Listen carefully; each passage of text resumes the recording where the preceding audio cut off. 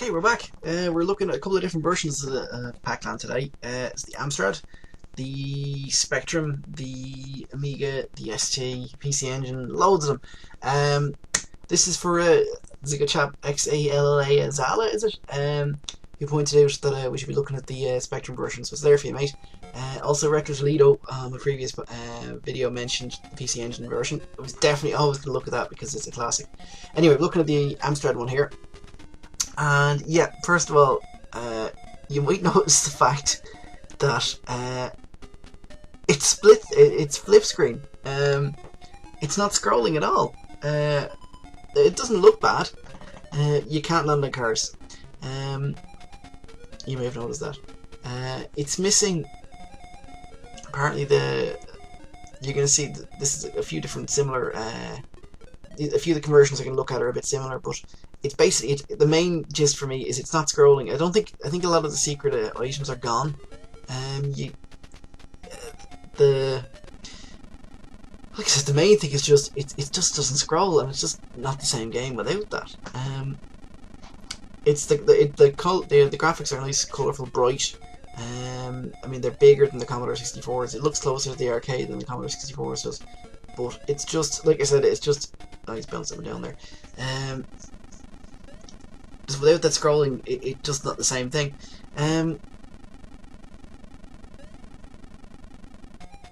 Yeah, let's see. The lovely cherries. Oh, it's a car there. They've obviously done a bit of it. Yeah, it's reusing enemies from the first stage. The arcade had lots of guys on UFOs diving down at you, and then later on you have pogo sticks and things. This is just, I mean, I get it, you know, it's admirable they're reusing sprites here, but it's funny. I would have thought that there's a power pill. Let's see if I can make this jump. It's also now again, I'm emulating using the Win8. Oh, bugger. I'm emulating using Win8, but it's it might be running a little bit slow, but it does that thing where you're jumping in midair and it's you don't feel like you're fully in control, you know. Nope. Okay, let's get back. Hang on. That's the power pill. It's reappeared, and he's gone again. See, well, this is the whole point. Like, you can't chase them without a scrolling screen. So.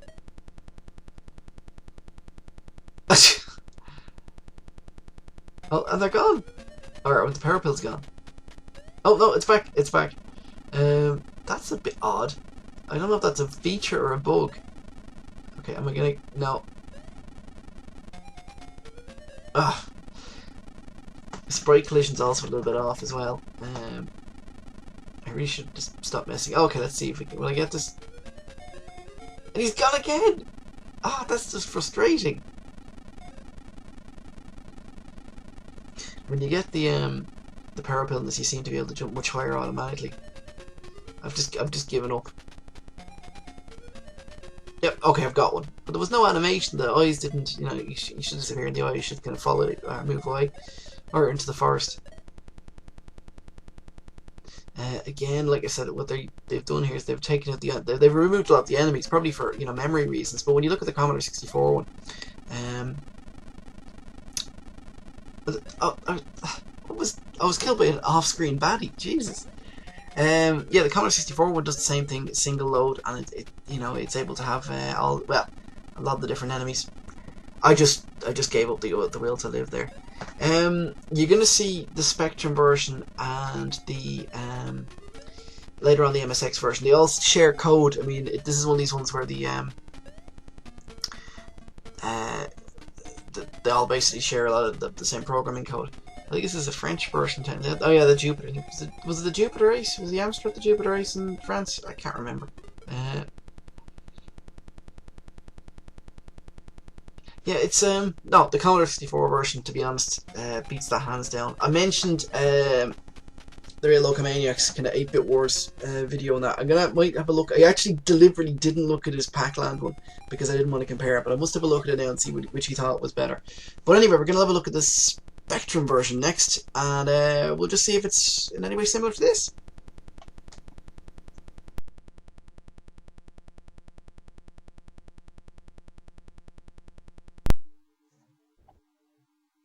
Hey there. Okay, we're looking at the Spectrum version of Pacland. Gradually working our way through them very slowly. Now, I'm using an emulator called ZXspin. I've had a couple of problems with it, but I think I have it sorted to work with my recorder now. So let's see if we can get this working. Okay, this is it running here. Now, the only thing is I had to mute the sound. Let's see if I can unmute the sound for a second there, and we'll show you the...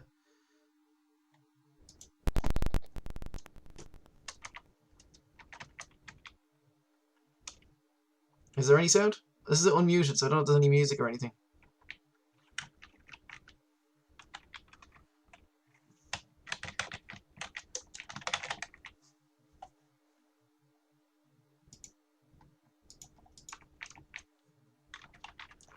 Okay, nothing's happening. Oh, there we go. Where are the keys? Oh, it's probably ZX, isn't it? Why is there? Wait, there seems to be a huge pause. No, everything seems to make him jump. Okay, this is not much fun.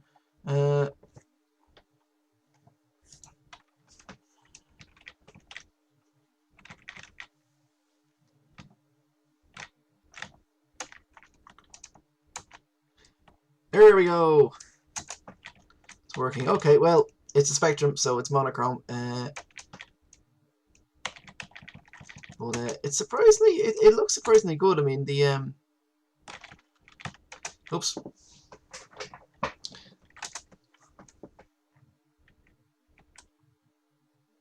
not sure why this is delay. I'm gonna, just because it's taking me a while to work at the controls on this, I'm gonna have a second game just to, unless I do incredibly good all of a sudden. No. Now the only thing is, I mean, when I was growing up, I actually never saw a Spectrum running. I think I mentioned this before. Well, no, it's not true. I knew one guy that had a Spectrum, but you know, was never really got to have a go at it. And then years later, when I started getting into retro gaming. Oh, there you go. I managed to pick one up. I kind of, for a long time, I didn't understand why everyone, you know, like the likes of retro gamer used to rave at the Spectrum games, you know, with because they could go, oh look, it's color clash and the monochrome. But in fairness, a lot of the games are actually very good, and it can do big, huge, bold sprites. I mean, these are well-defined sprites. I mean, like I said, there's limitations. You know, the colors being obviously the lack of color thereof. But it's surprisingly... Oh, what am I doing? Why am I chasing the ghosts? It's a surprisingly solid little conversion. Now, I know quite often the Amstrad, the Spectrum tends to share code to a certain extent. Okay. Oh, this is we'll just pave over the fact that it just said hacked by somebody there. Now, I don't know why there's this huge lag between starting off. But once it's running, it seems grand. Oh. Now, did you see that? There was about a good foot between me and that car. He never hit me.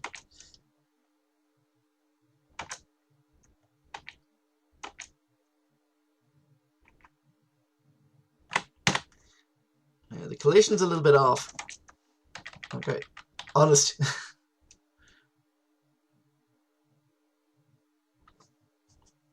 There may not actually be. I'm not sure if there's sound or not. There doesn't seem to be. Now, again, because I'm using an emulator here, I might go back and see if I can dig up the tape of this and actually throw it on a Spectrum. I do have my own Spectrum now, and I can have a box of games I picked up here and there. I've actually two of a ZX and a +2. Can I get that? Yep. And just for once, the ropey collision detection worked there. The downside to not having the God, this town goes on forever in this version. The downside to not having the what's it called? The sound. There's not seem to be any sound here, so I can't tell when that's worn off. It's split screen as well, similar to the God, it really does go on forever. It's split screen, similar to the Amstrad. So I mean, it's kind of a cheat. I mean, you know, like the whole thing of it is it's a scrolling platformer, and to turn it into a flip screen kind of just, you know, game. It's really a bit of a cheat. You know, you can't land on the cars. I mean, part of the whole tactics where you'd be able to like land on top of a car and kind of run back and forth. I don't think it saves the position. Let's have a look. Is it saving the position, or am I starting back off at the start of the town? No, it is saving it. Am I at the end? Yeah, I'm at the end, I think. It's break time, folks. Go get a cup of coffee. I think, I'm looking at this now, and I think this shares a lot with the Amstrad version. I think this is one of these cases where the code for this and the code for the Amstrad might have been similar. It's just the fact that there was that kind of little box around the bonus score there. And again, similar to the Amstrad one, it's not bothering with like the Commodore one was fairly true to the arcade. You had the specific bad guys for here. You had I think they were either on pogo sticks or on UFOs. They're definitely UFO. See, now that's the thing about the Spectrum. You know, it's kind of hard to see yellow against the yellow background. Like I said, this doesn't be similar to the Amstrad. I'm actually preferring this one. Maybe it's running a little bit faster, you know. Now let's just see if I go back and go forward. No, it's grand. Oh no, it is. Do I get points for? Well, you got a timer, so you couldn't do it forever. That's definitely got to be a bug. Okay, now we're into the little forest. It like the graphics are, you know, in one sense they're a little bit better than the Commodores. The Commodores are very small. They seem to be kind of miniature versions of everything, you know. The Amstrad and the Spectrums are big and bold, but again, it's a split screen. It defeats the whole purpose of it. You know, it's supposed to be a scrolling platformer. Apparently, the secret areas aren't in this, but it's the collision detection. I know. Look, I know I'm a bad gamer. The collision detection isn't great on that. Well, listen, that's the Spectrum one. They're not bad, the Spectrum and Amstrad. But they're just it's cheating. It's not including the scrolling, and it's missing some of the extra stuff as well. So some of the bone or the secret kind of little levels and bits and bobs. They really just make the game. So I'd say, I mean, the Commodore I think wins hands down. There's some nice things about this, but you know, the fact the graphics are big and bold. But the Spectrum, the color scheme and everything, it looked great. In fairness, the blue and yellow really works. But again, the Commodore is definitely the way forward.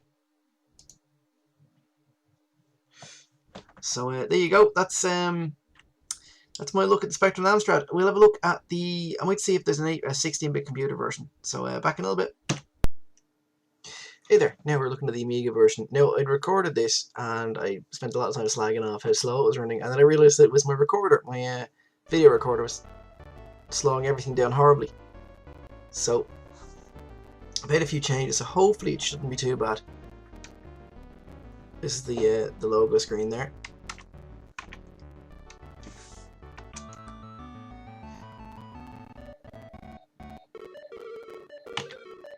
Oh, we're off. Right, a couple of things I noticed about this. The good stuff, you can control it with a mouse. Sort of.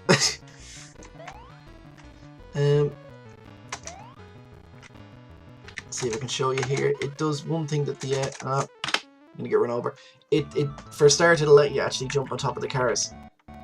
Oh, it's got the secret.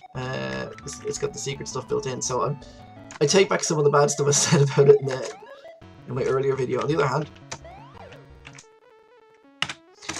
the power pills are put up at a horrible height, so it's kind of hard enough to get your hands on them. Pacland looks a bit funny. There's no parallax scrolling.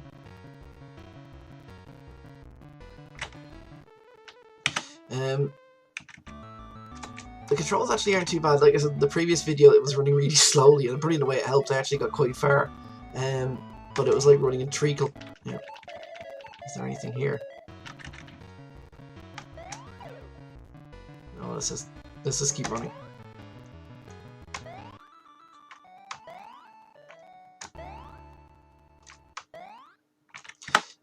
This kind of got panned and released. The scrolling, it was panned basically because the scrolling was a bit jerky. Some of the little touches weren't in the game. I think it might have been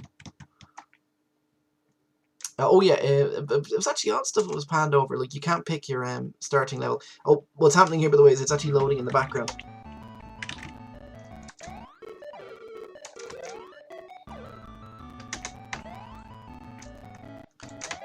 But for all the kind of bad press it got, it's actually quite good. That little cherry that was kind of moving there, oops, you know, is something that's in the arcade game. On the downside, the collision detection is a bit ropey. No, it's not that one.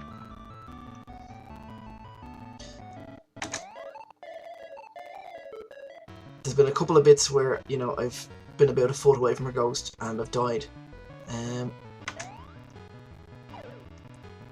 Why is that at the end?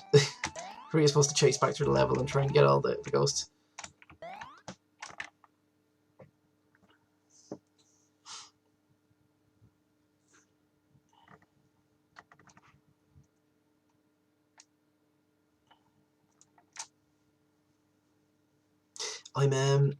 I was trying to dig up. I have an Amiga 600 now that I use for kind of my Amiga-based gaming, but I was trying to dig up the disc for this, couldn't find it. I was gonna make a restore of a backup, shall we say, but I didn't at the end. So I'm using WinUAE, which is actually a good, competent, if slightly hard to use emulator. Well, it's not hard to use. It's just I find it a bit.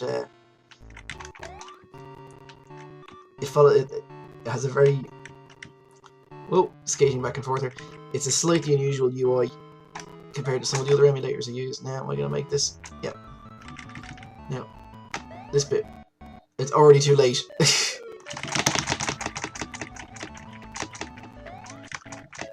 Oh, so close.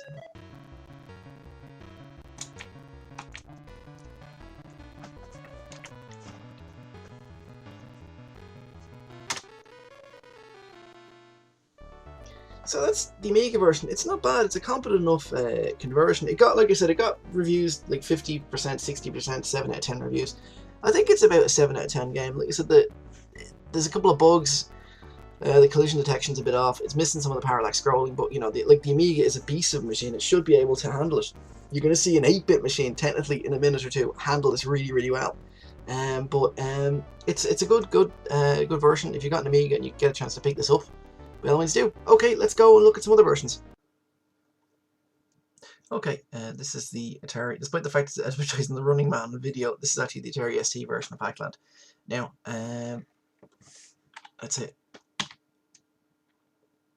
Now, first of all, it's bombing along there. I had to switch the sound off because, unfortunately, this emulator doesn't allow. Oops. It doesn't allow you to control the volume, so you wouldn't be able to hear. Oh, there you go. Straight away. So it's very similar to the Amiga. Like I said, it's running very fast. Whoa, well, that's right. I have the hat. I can get these guys. It's running nice and fast. Sound-wise, it was pretty similar, but like I said, it's just unfortunately I had to kill the sound because otherwise you wouldn't be able to hear anything I was saying. And of course, I'm sure it's a lot more interesting to listen to me than it would be to listen to the music. Yes. So yeah, I mean, again, there's no parallax scrolling. I think, and it could be, oh, bugger. I think this is one of these Amiga or ST games that's basically shares code with the Amiga and vice versa. This bit it seems to be a lot more congested than the than I remember the arcade being. I seem to remember you usually could just run through the whole thing. And there you go. That's Power Pillar just at the very end.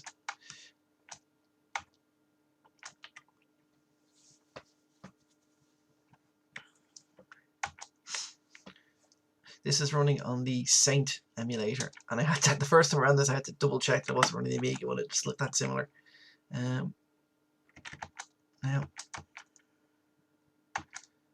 this actually looks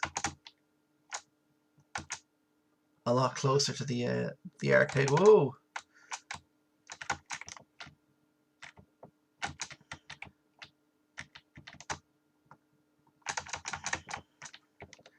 That's my least favourite bit, the rolling logs. There we go. Over them.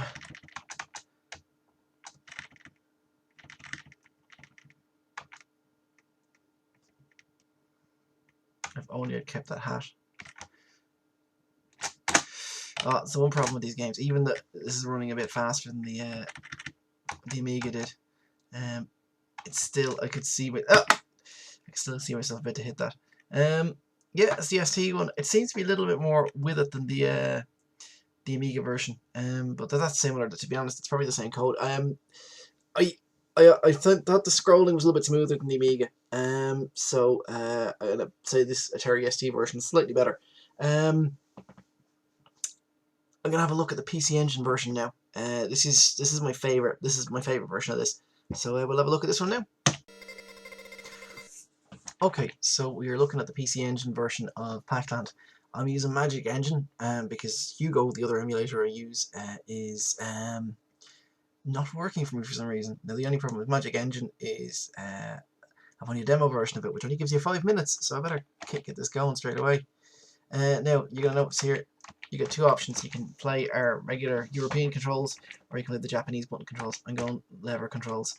So oh, you can pick your trip. We'll stick with the same one for the time being, just so you can compare. Now I'm replaying against the clock. But don't know if you see that there, but the graphics are excellent. They're pretty much arcade perfect. Now there's parallax scrolling that pops up in some parts is missing, but otherwise it's oh yeah, and you can jump on the cars.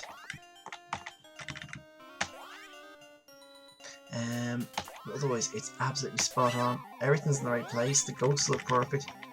Now this is, bear in mind, it's not that bloody one, is it? This is, bear in mind, running on a machine that's technically an 8-bit machine. I think I picked the wrong fire hydrant there, or is it this one? No, it's the previous one.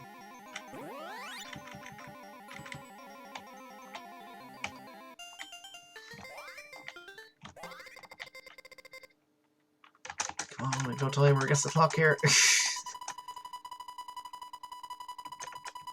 Magic Engine is a brilliant emulator. It's just a pain in the ass that it's unfortunately, considering most people, you know, most emulators out there are free, this one isn't. It's kind of annoying, but on the other hand, it's a good program. I guess someone needs to make money out of it, so, or make, you know, a living out of it. This is the UFOs. It is, again, I can't just say how close this feels to the arcade. Like, so the arcade is some parallax scrolling. But otherwise, you know, which one of these was it?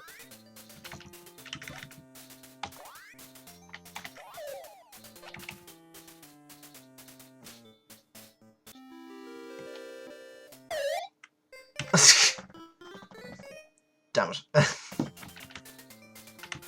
And it's gone. I have no idea what that did, folks. I was upside down. Please tell me in the comments what it was supposed to do.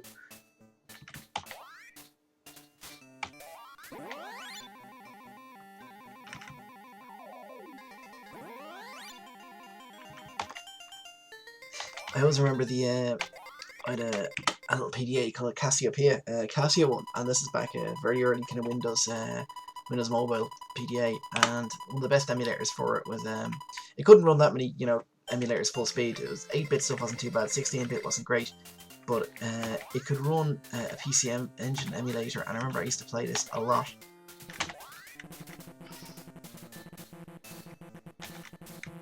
Oh.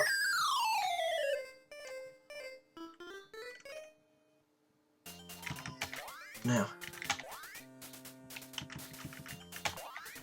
this is great. Actually, the one thing the Amiga and the I was gonna say the Amiga and Atari ST are missing the fact those logs are rolling.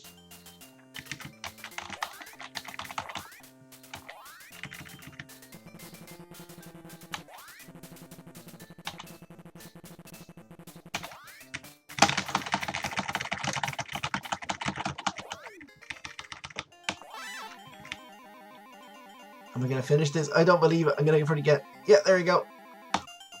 This is the bit that you finally transport your fairy there. The fairy queen appears. She gives you magic boots, obviously, because that's what fairies do. And then you'll see what happens now, provided the clock doesn't run out.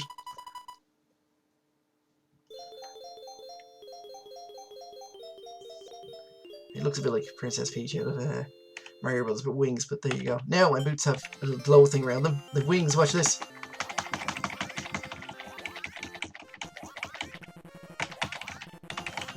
Oh, something happened there. There was some sort of weird Pac-Man symbol, but it's too late. I have to keep jumping. I have a minute and 29 seconds on the clock.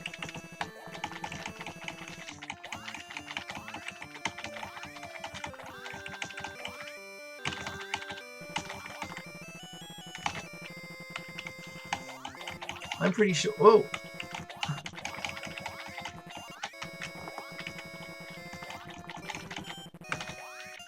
And I'm back home to my Pac wife and Pac kid.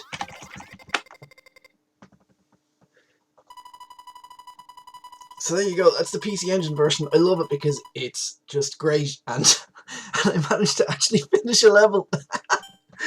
Okay, I'm going out on a high before this runs out. And my son is angry, and there you go. I must go to him now. I'm gonna have a quick look at one last version, the MSX version. Oh, strawberries. Ghost buses. Oh, this is great. And I'm squashed. Okay, we're gonna have a look at the final one, the MSX. I should have left the PC Engine to the end. Damn it! I've no sense of timing. Okay, this is the last one now, the MSX one. So, we come to the last game in our long list of Pacland conversions. It's the MSX. Yeah, really kind of should have got out on a high with the PC Engine. This is basically, you're going to notice, it's basically the Spectrum version again. It's one of those MSX games that shares so much code with this. It is the Spectrum version. It's got music. I don't think that any of the Spectrum versions I saw didn't seem to have music, or at least wouldn't run for me. It's just like a washed out version of the Spectrum. I'm sorry, I should be giving you more kind of insights into it, but it's just what that's it. It's basically, you've seen it already with the Specky one. So yeah, listen, this has been my look at the Pacland games. Check out part 1 if you haven't, by the way. It's in my channel, Lewis Dublin, LUASDUBLN. You'll see Pacland part 1, and that has the arcade, the Commodore 64, which is well worth checking out. The Famicom one and the Atari Lynx, which again, considering it's a handheld, is bloody amazing. I think I've got them all now. I think I've covered all the bases with this. There's a tablet version, I think, or an iOS version out soon. There's probably been a Japanese phone Java version at some point that, you know, is there, but I think I've got all the others. If not, let me know and I'll check out any other versions of this. Personal favourites for me, the PC Engine, definitely. It's handheld, hands down the best. The Atari Lynx, because it's on a handheld, is just really, really good. The Commodore 64, I've a lot of time for that conversion. Yeah, that's basically it. I love Pacland. It's one of those games that it treats me horribly. I just find it so hard to play, but I just think it's such a good game. And again, like I mentioned in the first video, it's kind of historic in the sense that it's one of the first scrolling platformers. It actually predates Super Mario Bros., as I mentioned before. And it's an arcade game spin-off of a cartoon spin-off of an arcade game. So it's kind of unusual in that respect. Anyway, listen, I'm going to leave you now. You can watch me die horribly and listen to the MSX make the Pacland music in the background, and I shall see you next time. Thanks, by the way, for watching, and thanks for anyone that put comments in there. There's a couple of you that gave me a lot of advice. It's a great chat. I'll put your name up in the on the page for this, but someone was giving me some great info about the Commodore 64 version. I think it was I can't think of the name offhand, but I will throw a link into your channel anyway. So thank you very much, and thanks for watching.